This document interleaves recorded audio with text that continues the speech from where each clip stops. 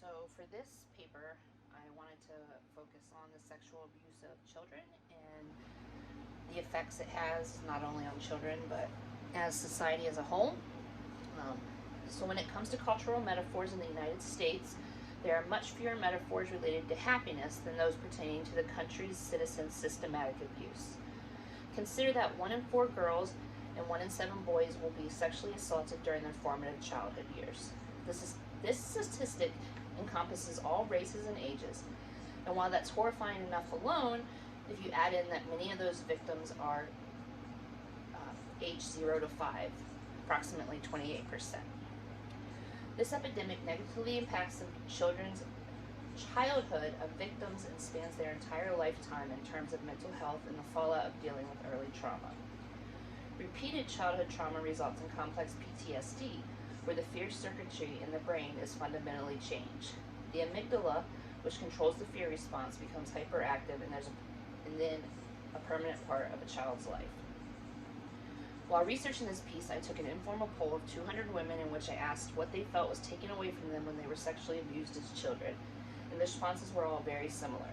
These women lost human rights that are fundamental in the healthy growth of children: sleep, choice, faith, self-worth, value, potential, love, sense of safety. In fact, the list of words was so long that I lacked the space to incorporate them all. In cultures across the world, the United States included, the wolf represents an insidious predator hiding in the shadows waiting to eat small children as they unknowingly walk into the woods. This piece represents predators and prey and everything that is lost because of it. When I conceptualized the design, I knew that I wanted to utilize an open form to show how the topic defies borders and nationalities. The main focal point in the content strip representation is a little girl blowing bubbles in the moon's light, also a spherical shape providing organic unity throughout the piece. I depicted the little girl as a large-scale object in solid black surrounded by light, the yellow stippling a gradient that represents safety and fades into the unknown. It was important to me, as with the open form, that the bubbles were inclusive of all races, so I used flesh tone markers. The bubbles filled with words that children come into the world with an innate right to feel and are also large-scale objects. I also wanted to show an asymmetrical balance to express movement and expanding lines of force with the stippling as the bubbles floated out into the world.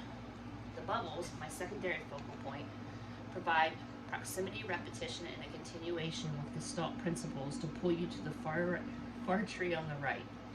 The goal was to draw your eye down to the howling wolf, the tertiary focal point, overlaid with many common predators titles.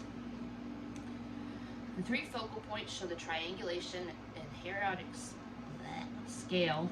The girl as a whole person is the essential part of the image. The bubbles filled with words about her needs following, and the wolf searching to find victims last.